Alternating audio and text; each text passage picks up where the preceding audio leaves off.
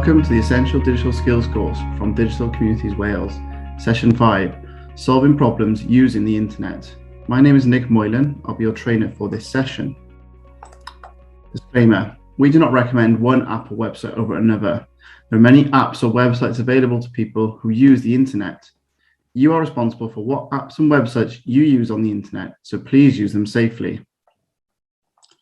Today's session has been based around the Essential Digital Skills Framework, Skills for Life.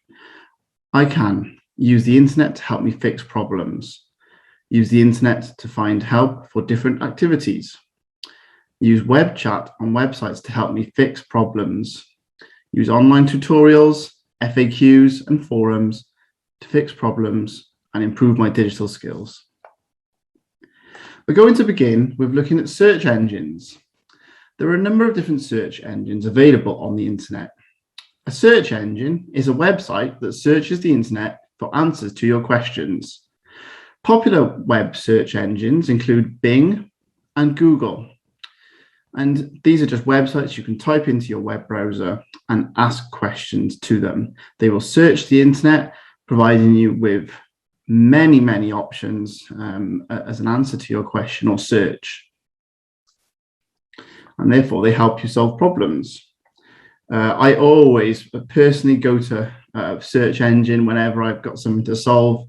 I just find that I can always identify a tutorial, I can identify a guide or even a video that I can follow along and find out an answer within minutes, really. Another option when searching the Internet is private browsing. On some web browsers, private browsing is known as incognito mode. However, they're all the same, really. Private browsing lets you search on the Internet without it remembering what you've searched for. Because whenever you use the Internet normally, it does things like remember your search history, remember your Internet cookies, and all of these things means that the Internet can then provide you with a service that's connected to what you like. However, sometimes this isn't appropriate, or sometimes private browsing is better to use. For instance, when comparing prices or looking for a holiday, it's better to use private browsing so it doesn't remember your search preferences and history. I'll show you how to turn on private browsing now. Let me just go onto my Internet screen share. And I'm on my Internet web browser. And different web browsers will have different names for private browsing, but for the most part, to find private browsing as an option, they tend to be in the same area, which is the settings option. So I'm on my web browser, and as you can see over in this corner, there are 3 dots. If I select that, I get options to put new tab, new window, or new in private window. And I'm going to use my mouse again to select in private. So actually, private browsing on Microsoft Edge, the web browser, is called in private. So once I select that, it'll open up a new browser. And I know this is private browsing because it's darker. It tends to be a thing that signifies private browsing as the web browser goes dark. And obviously it says in private as well. I can still go on any website I want. So let's go on Google. But this time it's not saving any of my preferences or any of my searches. So it can be quite useful. And just to close that, you just need to select the little cross icon to shut that down. So let me jump back into my screen share. When finding out local information, we've got a really great tool on our devices or even on a web browser, and that's using maps. So there are different organizations that provide a mapping tool. I tend to use Google Maps because it's the first one I turn to, but there are many others out there. You can use maps on your device to find out local information. You can search for local shops and it will tell you where they are on the map. It'll also tell you information like their website. It may also tell you information around opening times. The map can then give you directions to the shop as well. You can also use a feature on Google Maps called Google Street View. And Street View is a feature that lets you see the map as if you were standing on the ground. And that's because what Google have done is they've collected lots of images of different streets around the world, and they've put it on their map. And therefore, you can see roughly what that area looks like if you were actually standing there. It's quite a useful feature to experience or explore a place if you've not been there before. So I'm going to show you a demonstration now of using Google Maps to find an area and find some directions to a shop. So bear with me whilst I share my web browser. I'm actually going to share a video to do so. I'm going to talk you through this video as it plays in the background. So first things first, let me play the video. So as you can see, I'm on my Google web browser and I'm going to go to the waffle button at the top. And I found the Maps option there. Once I've selected the Maps option, it opens up Maps. And as you can see, this is a map of my local area. And I can use this search function in the top corner to search the map. So I can search for a particular thing that I want to find in my local area. For instance, you could keep that quite general. You could say, search for a cafe or a shop, and you could just type in a shop and it'll give you a solution of all the different shops that are around. Likewise, if you typed in cafe, it would show you all the different cafes that are around and tagged onto the maps. It tends to have many, many locations on here. So it's a really great tool for finding out information. So you can actually zoom into the map as well, and it will start to show you icons on the map, as you can see, that are local to that area.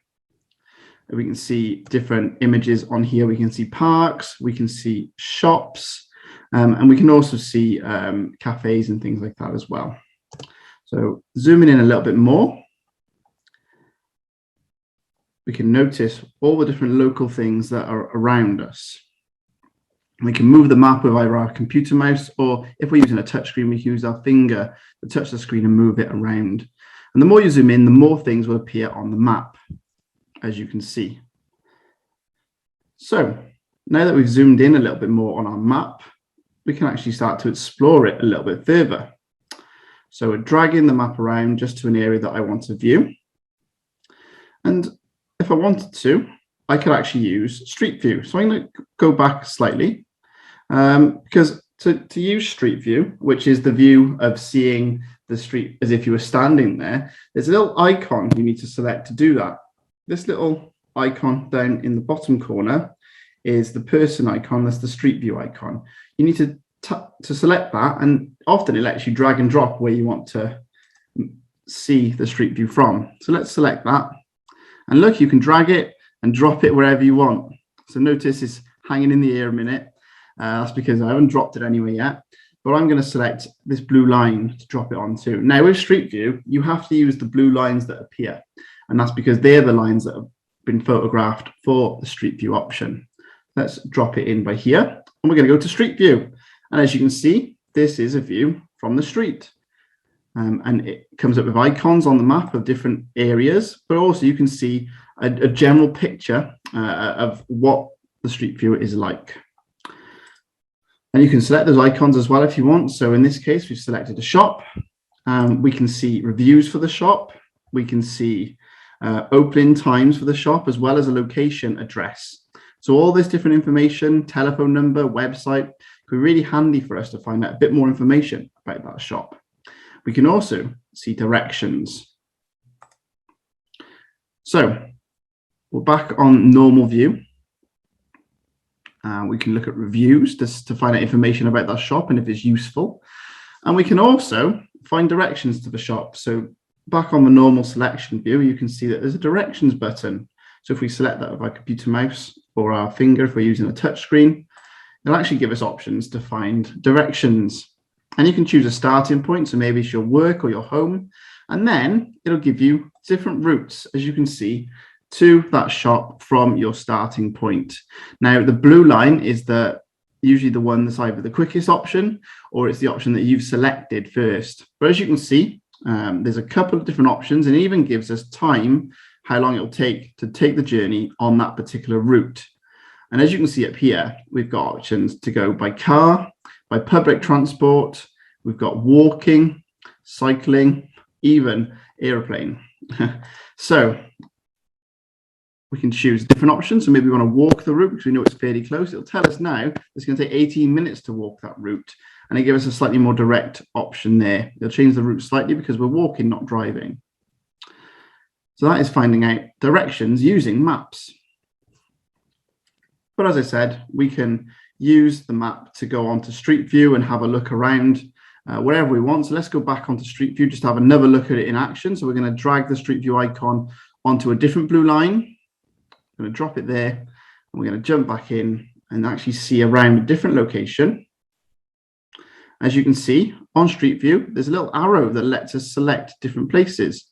So we can actually click where that arrow points, and it'll take us on a bit of a route through the Street View images, and we can build a bit more of a picture of the area that we're looking at. As you can see, we can get an idea of the roads, we can understand parking, perhaps how busy it might be, as well as get an understanding of the general area where there might be access that makes it easier for us to go there. So that's a little walkthrough of using maps to find out local information and solving problems using the internet. So I'm just going to go back onto my screen share now.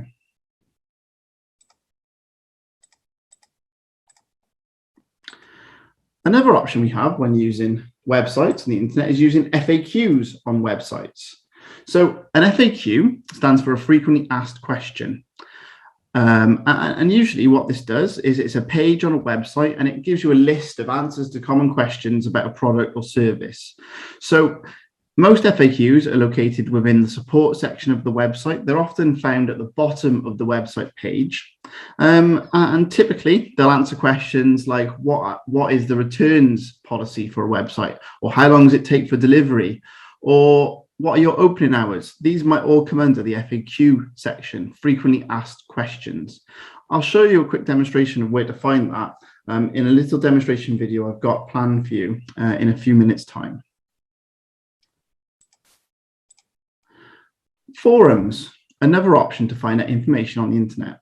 So forums are websites that let you type in a question so that other people may give you an answer. They usually have a theme based on a popular thing or activity, such as bird watching or a famous television program. Often people like to give their opinions on certain things, and forums can be great places for that. They can be more informative, so that means they can give you more information.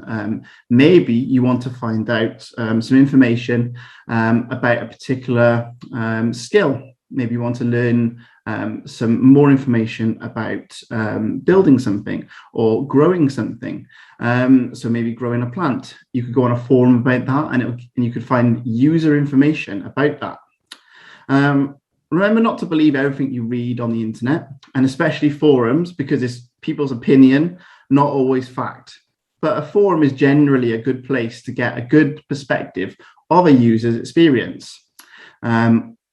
Take it with a pinch of salt, as they say, where don't always believe what they say, but you could use that information to help you find out or solve a problem.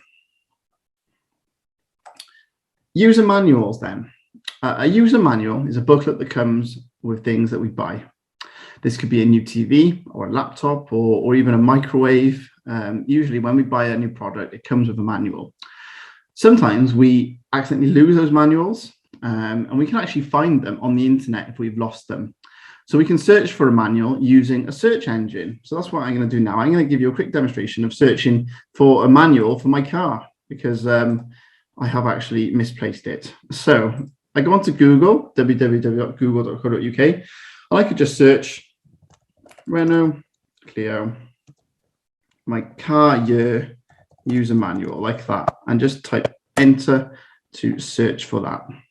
As you can see, there's a number of different results, probably all fairly relevant, but I'm actually going to use the one that's got the Renault website name. And if I select this, I know this is a PDF as well, so this means this is a document.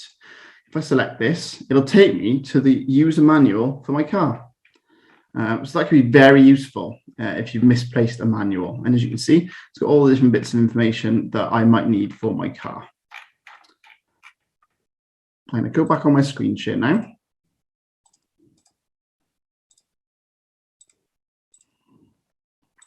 Another option we have on the internet to find out information is website chat functions. So they're usually called live chat, web chat. They've got different names. But what they essentially mean is that we can start a conversation with someone who is running that website. So often there'll be someone in charge. They'll be working in an office somewhere, and they'll be able to answer questions that come to you. It's useful because it's in many ways very similar to ringing up a website or ringing up a service, but instead of having to wait on the phone on hold for a while, you can just wait with it on your computer and maybe do other things whilst you're waiting. They often are a little bit quicker than going on hold as well, though, because maybe not so many people use them, but there's still a service that's available. You often do get to speak to a real person as well on the other side. It's just messaging them instead of talking to them over the phone. I'm going to show you a demonstration video now. This is by Devon and Cornwall Police showing a demonstration of their web chat. It's a nice video because it demonstrates exactly what a web chat service is like and how it works. So I'm going to share that, and there's going to be some audio to listen to. Online service that allows you to speak to the police using a messenger style service. It is accessed through the website by clicking on the following link in the bottom right hand side of the screen. The following pop-up screen will appear that allows you to select the type of inquiry you have. Select the inquiry you have by clicking on the arrow. The following page will appear. Please enter your name, phone number and email address here. The subject box allows you to give a brief description. If you want to talk about a previous incident and you have the reference number, please enter it here. In order to continue through to the chat, you must read and understand the disclaimer and tick the following box. You can now click Chat Now. When you are connected to a web chat, the following page will appear. You have the option to type in this box. If you wish to receive a transcript of the chat, you must tick the following box. When an agent is replying to you, you will be informed that the agent is typing here. Their replies to you will be displayed within the chat screen. When you receive a reply, there will be a noise alert that can be turned on and off by clicking the following button. Once you have finished the chat, you can exit the screen by clicking on the red cross. Okay, I'm going to pause it there. This web chat example is the same if you use most web chats. They often ask for a name and maybe an email to get you started. But for the most part, they work very similar to the one we've just seen an example of. And you can ask them many questions about their services, about the website that you're on.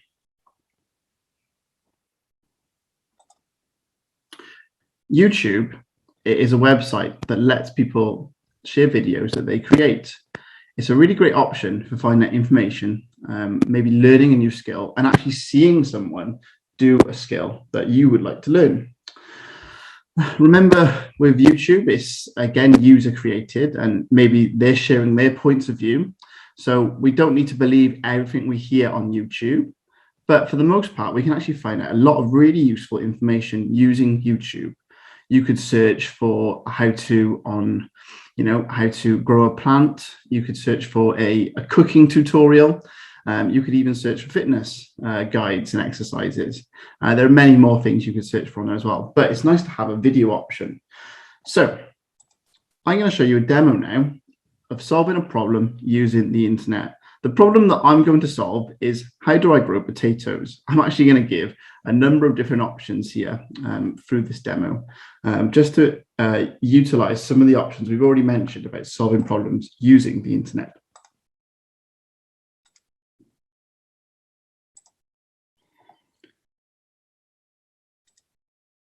In this tutorial, I'm going to demonstrate how to use a search engine to solve a problem on the internet. I'm going to start by going on my web browser, and as you can see, my web browser is already open. This is Microsoft Edge, and in the top I'm going to type in www.google.co.uk. This is my search engine that I'm going to use.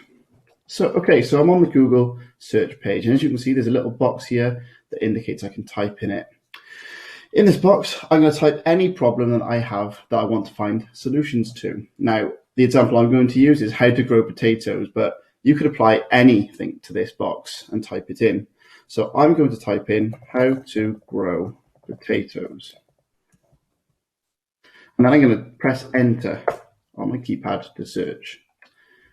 Now, as you can see, it's giving me lots of results. In fact, about 79 million results. And that's because that's how a search engine works. It searches all over the internet for lots of different answers based on the words that you've typed in here. So as you can see, I've got a number of different results here as I scroll down the screen, but I'm just going to go with the first one that I've seen, which is BBC Gardener's World magazine. So I'm going to right click that and actually open it in a new tab. So I can flick back between them, but I could just click on that with my left click on my mouse to actually open that normally.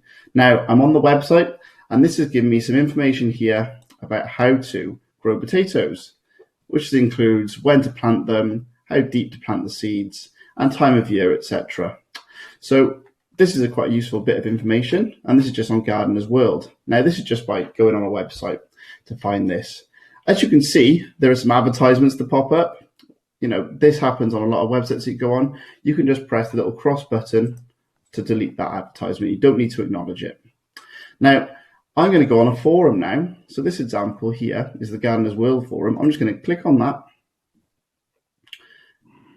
And once the forum opens, I can actually search again how to grow potatoes here. And then this forum will be lots of people's opinions and information that they want to share about growing potatoes. Now, forums can be a little bit more impersonal. Sometimes people share their opinion rather than facts, but you can get a really good sense of what people do to grow potatoes in this sense. So sometimes, you know, user sense and people who are actually doing the growing at home might have their own little hints and tips. So that's where a forum could be useful. So let's just go back to the home page of Gardener's World a minute. And actually, I'm going to scroll down to the bottom because just a quick demonstration, and you could ignore things like this if they pop up on any website. You can just cross them off because there's actually an FAQ section as well. Now, this isn't do a problem solving for growing a potato, but you can see more information about Gardener's World in general if you were maybe wanting to find out a bit more about the website. And that is the FAQ section, which can be found on the bottom of the page. Now, let's go back into Google a minute, because we've searched for how to grow potatoes and we've just looked at web results. Let's have a look at video results, because sometimes looking at a video can be even more helpful than actually looking at an article on the internet. So it's giving me lots of different YouTube searches, as well as some different websites as well, about growing potatoes. And as you can see, there's YouTube, there's RHS, with lots of different information. Now let's just go onto YouTube for a moment. I'm just going to select this and it's going to open up YouTube. And as you can see, more adverts. And that is kind of how YouTube works and generates money. And grow your business with Wix e-commerce. Create a beautiful storefront. We can skip this ad now by selecting this option here. Hey guys, how's it going? Laura with Garden Answer. Today I want to walk you through the process of planting potatoes. It's really... So I'm going to pause it there because this video is 4 minutes long. Now this video would just give me a nice tutorial about how to grow potatoes, how to plant them, and it could give me some answers to the question that I originally had. Now this is just one of many channels you can find on YouTube, but as you can see with this particular video, there is 4 million views on it. And the actual channel has a verified tick, which means they're quite a big channel, quite a popular one with 1.38 million subscribers. That says to me that they could be quite a useful resource to look at. Anyway, there's a number of different options of how to solve a problem using a search engine. I hope that was useful. Thank you. Okay, so I'm going to pause it there and go back to my screen share.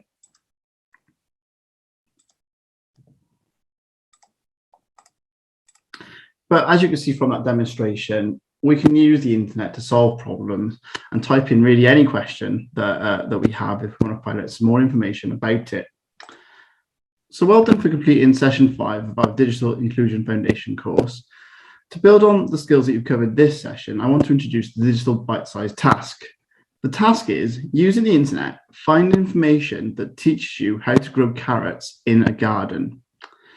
You could use Google, you could use YouTube, you could search for forums, find out some information that could potentially help you grow carrots in a garden. To conclude today, We've discussed lots of ways that we can use the internet to solve problems and find information. We've discussed how to use FAQs and forums. We can learn a new skill using the internet, including using YouTube. So well done for completing session 5 of our Essential Digital Skills course. Thank you for listening, and I look forward to welcoming you to the final session. Thank you.